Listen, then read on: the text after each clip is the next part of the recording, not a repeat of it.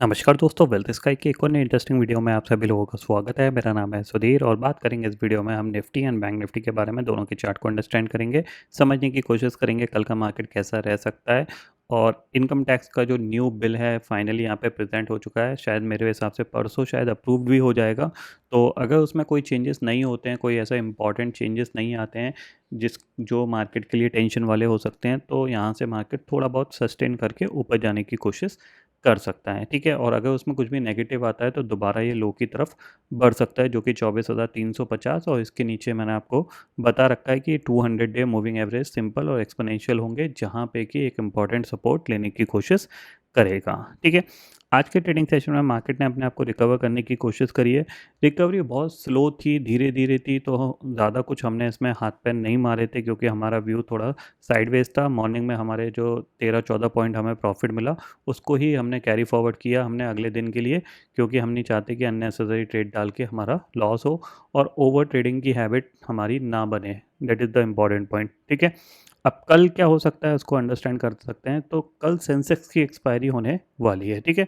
अब अगर आप निफ्टी को देखोगे यहाँ पे हैं, तो यहाँ पे सबसे पहले ऑप्शन चेन डाटा को आप देखो।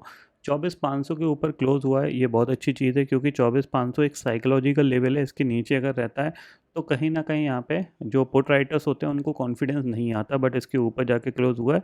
और आप देख रहे हो काफ़ी हद तक शॉर्ट कवरिंग देखने को मिली है, क्योंकि जिस तरह से धीरे धीरे धीरे धीरे मार्केट ऊपर गया है, तो लोगों ने अपनी पोजीशन को हल्का ही किया है। उनको जो एक डर लग रहा था कि इनकम टैक्स का जो बिल वापस लिया गया, जो फरवरी में अनाउंस किया गया था, उसमें जो मेजर इंपॉर्टेंट पॉइंट था वो 12,75,000 तक टैक्स फ्री इनकम का था। अगर उसमें कुछ छेड़खानी होती है तो फिर कहीं ना कहीं यहाँ पे मार्केट के लिए नेगेटिव हो सकता था, बट ऐसा फ़िलहाल तो अभी देखने को नहीं मिला है। तो कहीं न कहीं सब चीज़ें ओके हैं, इसीलिए मार्केट धीरे-धीरे ऊपर की तरफ आया है, ठीक है। अब ये दोबारा नीचे जाएगा, वो देखते हैं कब जाएगा, बट फिलहाल अपने आप को होल्ड करने की कोशिश कर रहा है 24,350 के इम्पोर्टेंट सपोर्ट से, ठीक है। वही चीज़ यहाँ पे ऑप्शन चेन डाटा में भी दिख रही है कि यहाँ पे कॉल राइटर काफ़ी तेज़ी से पीछे हट के गए हैं और शॉर्ट कवरिंग की वजह से यहाँ पे मार्केट धीरे-धीरे रिकवर होके अपने डे हाई के आस-पास जाके क्लोज़ हुआ है, ठीक है। तो ऑप्शन चेन डाटा में आप देखोगे तो 24,500 की जो पुट है वहाँ पे 96 लाख का ओपन इंटरेस्ट दिख रहा है, 24,600 की पुट पे करीब 46 लाख का ओपन इंटरेस्ट दिख रहा है। इसका मतलब क्या है कि जब तक 24,500 के नीचे नहीं जाएगा तब तक ये ठीक-ठाक है, 24,500 के नीचे गया फिर प्रॉब्लम क्रिएट करना स्टार्ट करेगा। दूसरी चीज़ है, अगर आप मार्केट को थोड़ा-सा अगर आप अंदाज़ा लगाने की कोशिश करोगे तो मार्केट कर क्या रहा है? मार्केट एक दिन गिरता है, अगले दिन बढ़ जाता है, फिर नेक्स्ट डे गिर जाता है, फिर उसके दिन ये ऊपर चला जाता है। मतलब मार्केट कहीं पे भी हॉल्ट नहीं करने की कोशिश कर रहा है, मतलब गिरा कि यहाँ पे ये हॉल्ट कर जाए। नॉर्मली क्या होता है कि मार्केट की जो चाल होती है वो ऐसी होती है, थोड़ा-सा मैं आपको हालाँकि ये पास्ट एक्सपीरियंस है, इसीलिए मार्केट हमेशा नया कुछ सिखाता रहता है, ठीक है। नॉर्मली क्या होता है, एक बार ये पैन खुल जाए, ठीक है। नॉर्मली ऐसा होता है कि मार्केट अगर एक दिन चला तो फॉलोअप में दूसरे दिन भी चलता है, फिर तीसरे दिन जाके या फिर चौथे दिन जाके थोड़ा-सा अटक जाता है, फिर ये जा नहीं पाता ऊपर। तो फिर क्या होता है कि एक रेंज बन जाती है, उस रेंज के बाद ये रिवर्स करता है, देन फिर थोड़ा-सा रिवर्सल के बाद फिर ये दोबारा से ऊपर जाने की कोशिश करता है, ऐसा कुछ होता है। बट अभी क्या कर रहा है मार्केट, अगर एक दिन बढ़ता है तो नेक्स्ट डे थोड़ा गिर जाता है, फिर गैप डाउन खुल गया, ऊपर गया, नेक्स्ट डे फिर ये फॉल आ गया, फिर रिकवरी आ गई, फिर ये कंटिन्यूअसली फॉल, फिर ये शार्प रिकवरी, फिर फॉल, फिर ये रिकवरी। मतलब आप अपनी ट्रेड को कॉन्फिडेंस के साथ उस डायरेक्शन में नहीं ले सकते जिस डायरेक्शन में मार्केट चल रहा है, ठीक है।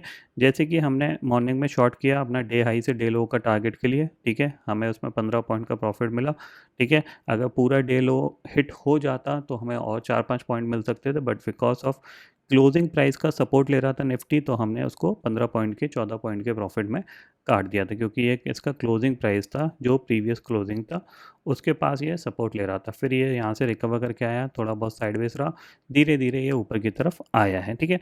अब ऊपर ये कहाँ तक जा सकता है, तो हमारे पास हमें पता होना चाहिए टारगेट क्या है। तो थोड़ा सा हम इसको आवरली चार्ट पे लगा लेते हैं, ठीक है। अब अगर यहाँ से फॉलोअप बाइंग आती है तो हमारे पास जो लेवल है ये इस लेवल तक कहीं जाने की कोशिश कर सकता है, जो कि करीब-करीब 24,733 होगा। जैसे ही 600 के ऊपर निकलेगा ये लेवल तो बहुत फास्ट आएगा, ये ध्यान में रखिएगा। ये जो लेवल है ये थोड़ा फास्ट ही आएगा, इन लेवल्स में कुछ ज़्यादा डिफरेंस नहीं है। तो मेरे को लगता है कि अपर जो लेवल है ये जल्दी आ जाएगा, ये ध्यान में रखिएगा, ठीक है। तो अगर यहाँ से दोबारा से फॉलो अप बाइंग आती है तो हमारे पास ये टारगेट होंगे बाइंग के लिए, ठीक है। अब यहाँ पे हम बाय कर रहे हैं, मार्केट हो सकता है कि कल नेगेटिव कैंडल बना दे, तो सिंपल सी चीज़ ये है कि आपको स्टॉप लॉस फॉलो करना है। जिस ट्रेड में आपको दिख रहा है कि मेरे को यहाँ पे बाय करना चाहिए या फिर सेल करना चाहिए और आपको कॉन्फिडेंस नहीं आ रहा है, उसमें आप स्टॉप लॉस ले लो। सिंपल सी चीज़ है, आपने मान लो 100 रुपये का प्रीमियम खरीदा, तो 20 रुपये का उसमें स्टॉप लॉस लगा दो, यानी 80 रुपये का आपका कह सकते हैं 20 रुपये का रिस्क हो गया जो आपका स्टॉप लॉस है। अगर आपके फेवर में चला गया तो आपको प्रॉफिट मिल जाएगा, अदरवाइज़ आपका 20 पॉइंट का लॉस हो जाएगा। तो नॉर्मली ये चीज़ किया जा सकता है। बाकी कोशिश यही रहती है कि हमें जो मॉर्निंग में प्रॉफिट मिल गया या जो हमें हमारी ट्रेड में प्रॉफिट मिल गया, उसको घर ले जाया जाए, अननेसेसरी मार्केट में ओवर ट्रेडिंग करके अपनी कॉस्टिंग को नहीं बढ़ाया जाए, स्पेशली ब्रोकरेज के केस में, ठीक है। अब कल के लिए यहाँ पे यही है कि हम थोड़ा सा बाय के लिए ट्राई कर सकते हैं, जब तक 24,500 के ऊपर सस्टेन्ड है तो यहाँ पे क्या होगा कि ये कहीं ना कहीं ये इस लेवल तक जाने की कोशिश कर सकता है, 24,770 या फिर 24,733। अब कल सेंसेक्स की एक्सपायरी भी है, तो अगर 80,600 के ऊपर सस्टेन्ड करता रहता है तो फिर इन लेवल तक जाने की कोशिश करेगा। अगर 80,500 के नीचे आ गया तो फिर ये अटक जाएगा और साइडवेज भी जा सकता है, ध्यान में रखिएगा, ठीक है। बैंक निफ्टी की बात करें तो बैंक निफ्टी के लिए अब इम्पॉर्टेंट यही है कि यहाँ पे